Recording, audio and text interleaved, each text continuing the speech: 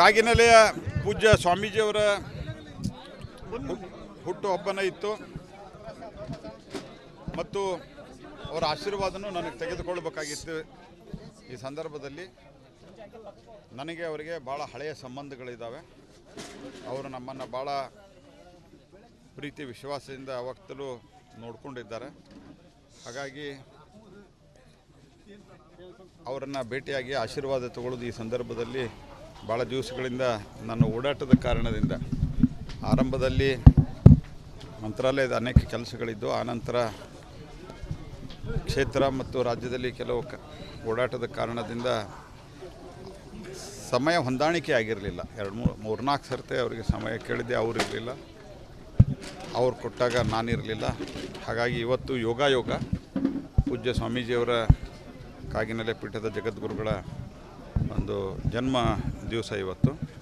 ಹಾಗಾಗಿ ಅವರು ಭೇಟಿ ಮಾಡಿ ಆಶೀರ್ವಾದ ತಗೊಂಡು ರಾಜಕೀಯ ಆಶೀರ್ವಾದ ತೊಗೊಂಡಿದ್ದೀನಿ ಅಷ್ಟೇ, ಮತ್ತೇನರ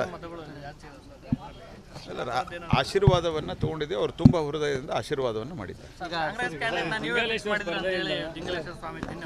ನಾನು ದಿಂಗಾಲೇಶ್ವರ ಸ್ವಾಮೀಜಿಯವರ ಏನೇನು ಹೇಳಿದ್ದಾರೆ ಅದೆಲ್ಲವೂ ನನಗೆ ಆಶೀರ್ವಾದ. ನಾನು ಅದಕ್ಕೆ ಯಾವುದೇ ಪ್ರತಿಕ್ರಿಯೆಯನ್ನು ಕೊಡಲ್ಲ.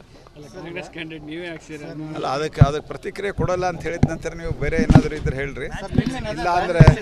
ಇಲ್ಲ ಅಂದರೆ ಇನ್ನೊಂದು ಸಂಗತಿ ನಾನು ಹೇಳೋದು, ಕಾಂಗ್ರೆಸ್ ಪಾರ್ಟಿ ಇಡೀ ದೇಶದೊಳಗೆ ಇವತ್ತು ಎಂಥ ದುಸ್ಥಿತಿಗೆ ಇಳಿದಿದೆ ಅಂದರೆ, ತನ್ನ ಚಿಹ್ನೆಯ ಮೇಲೆ, ತನ್ನ ವ್ಯವಸ್ಥೆ ಮೇಲೆ ಅವರಿಗೆ ಒಂದು ವಿಶ್ವಾಸ ಇಲ್ಲ.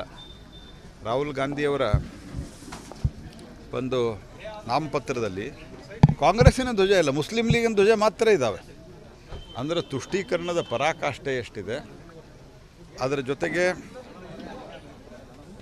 ಈ ರೀತಿಯಾದಂಥ ಒಂದು ಮಾನಸಿಕ ಸ್ಥಿತಿಯಿಂದ ದೇಶಕ್ಕೆ ಸ್ವತಃ ಒಂದು ಪಕ್ಷದ ಮುಖ್ಯಸ್ಥರಾಗಿ ರಾಹುಲ್ ಗಾಂಧಿ ಏನು ಸಂದೇಶ ಕೊಡಲಿಕ್ಕೆ ಹೊರಟಿದ್ದಾರೆ, ಇದು ನನಗೆ ಭಾಳ ಕಾಡ್ತಾ ಇದೆ. ನೀವೇನು ಸಂದೇಶ ಕೊಡೋಕ್ಕೆ ಹೊರಟಿದ್ದೀರಿ? ನೀವು ಭಾರತವನ್ನು ಏನಂತ ಬಿಂಬಿಸೋಕೆ ಹೊಂಟಿರಿ ಜಗತ್ತಿನಾಗ? ಮುಸ್ಲಿಮ್ದು ಧ್ವಜ ಒಂದೇ, ನಿಮ್ಮ ಪಾರ್ಟಿ ಧ್ವಜ ಇಟ್ಕೊಳ್ಳೋ ಧೈರ್ಯ ಇಲ್ಲ ನಿಮಗೆ. ಇದು ಅತ್ಯಂತ ದೌರ್ಭಾಗ್ಯದ. ಮತ್ತು ಇದಕ್ಕೆ ಲಿಂಕ್ ಆಗಿ ನೋಡ್ರಿ ನೀವು, ಖರ್ಗೆ ಅವರು ಮಾತಾಡ್ತಾರೆ ಆರ್ಟಿಕಲ್ 370 ನೀವು ರಾಜಸ್ಥಾನದಲ್ಲಿ ಯಾಕೆ ಹೇಳ್ತೀರಿ, ಕರ್ನಾಟಕದಲ್ಲಿ ಯಾಕೆ ಹೇಳ್ತೀರಿ ಅಂದರೆ ಯಾವ ರೀತಿ ಇವ್ರದ್ದು ಮಾನಸಿಕತೆ ಇದೆ. ಮುಸ್ಲಿಂ ಲೀಗ್ ಅಂತ ಏನೊಂದು ಪಾರ್ಟಿ ನಮ್ಮ ಸ್ವತಂತ್ರ ಪೂರ್ವದಲ್ಲಿ ದೇಶವನ್ನು ವಿಭಜನೆ ಮಾಡ್ತೇವೆ, ಈಗೂ ಸಹಿತ ವಿಭಜನಾ ಶಕ್ತಿಯಲ್ಲಿ ತೊಡ್ಕೊಂಡಿರ್ತದೆ. ಆ ಮುಸ್ಲಿಂ ಲೀಗಿನ ಮೆಂಟ್ಯಾಲಿಟಿಗಿಂತ ಕೆಟ್ಟ ಮೆಂಟ್ಯಾಲಿಟಿ ಕಾಂಗ್ರೆಸ್ ಪಾರ್ಟಿದಾಗಿದೆ.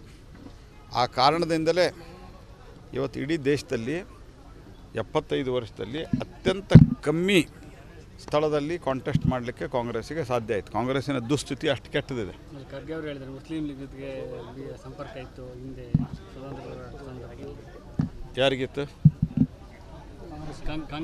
ಅಲ್ಲ, ಕಾಂಗ್ರೆಸ್ ಬಿಜೆಪಿಯವ್ರಿಗೆ ಇರೋ ಪ್ರಶ್ನೆನೇ ಇಲ್ಲ. ಬಿಜೆಪಿಯವರು ನಾವು ಸ್ವತಂತ್ರ, ನಮ್ಮ ಪಾರ್ಟಿ ಅದು ಜನಸಂಘ ಇರ್ಬೋದು, ಭಾರತೀಯ ಜನತಾ ಪಾರ್ಟಿ ಇರ್ಬೋದು, ನಮ್ಮದು ಪಾರ್ಟಿ ಹುಟ್ಟಿದ್ದು ಜನಸಂಘದ ನಂತರ. ಹಾಗಾಗಿ ನಮ್ಗೆ ಯಾವುದೇ ಆ ಪ್ರಶ್ನೆನೇ ಬರೋದಿಲ್ಲ. ಮುಸ್ಲಿಂ ಲೀಗ್ ಜೊತೆಗೆ ಖಿಲಾಫತ್ ಆಂದೋಲನ ನಡ್ಕೊಂಡು ಎಲ್ಲದರಾಗೂ ಸಹಿತ ಕಾಂಪ್ರಮೈಸ್ ಮಾಡ್ಕೊಂಡವ್ರು ಕಾಂಗ್ರೆಸ್ದವ್ರು. ಹೋಗಲಿಲ್ಲ, ಅದು ಮುಗಿದಿದೆ. ಈಗ ಸ್ವತಂತ್ರ ಬಂದ ನಂತರ ನಿಮ್ಮ ಕ್ಷೇತ್ರದಲ್ಲಿ ನಿಮ್ಮ ಜೆಂಡಾ ಹಿಡ್ಕೋಬೇಕಂತ ಅನ್ಸೋದಿಲ್ಲ, ನಿಮ್ಗೆ ಧ್ವಜ ಹಿಡ್ಕೋಬೇಕಂತ. ಏನು ದುರ್ದೈವ ರೀ ಈ ಪಾರ್ಟಿದು. ಅಂದ್ರೆ ಏನು ಸಂದೇಶ ಕೊಡೋಕೆ ಹರಿಸ್ತೀರಿ ನೀವು ಈ ದೇಶವನ್ನು? ಅಂದರೆ ನಿಮ್ಗೆ ಓಟ್ ಸಂಬಂಧ ಮುಸ್ಲಿಂ ಲೀಗ್ ಒಪ್ಪಿಸೋಕೆ ತಯಾರಿದ್ದೀರಿ ನೀವು. ಇದನ್ನು ತೀವ್ರವಾಗಿ ಜನ ವಿಚಾರ ಮಾಡ್ಬೇಕಂತ ನಾನು ಆಗ್ರಹಿಸ್ತೇನೆ. ಸರ್, ಈಗ ಯಡಿಯೂರಪ್ಪರವ್ರನ್ನ ಸ್ವಾಮೀಜಿಯನ್ನು ಸಂಧಾನ ಮಾಡೋಕ್ಕೆ ಹೈಕಮಾಂಡ್ ಹೇಳಿದೆ ಅಂತ ಹೇಳ್ತಾರೆ. ನಾನು ಆ ವಿಷಯದಲ್ಲಿ ನಾನು ಚರ್ಚೆ ಮಾಡಲ್ಲ ಅಂತ ಹೇಳಿದೆ. ನೀವು ಬೇರೆ ಚರ್ಚೆ ಇದ್ದರೆ ನಾನು ನಿಲ್ತೇನೆ. ನಾನು ಅದ್ರ ಬಗ್ಗೆ ಯಾವುದೇ ಚರ್ಚೆಗೆ ನಾನು ಸಿದ್ಧನಿಲ್ಲ. ನೀವು ಏನೇ ಬೇರೆ ಪ್ರಶ್ನೆ ಇದ್ದರೆ ದಯವಿಟ್ಟು ಕೇಳಿ. ಯಾವುದೇ ಬೇರೆ ಪ್ರಶ್ನೆ ಇದ್ದರೆ ಕೇಳ್ಬೋದು. Thank you.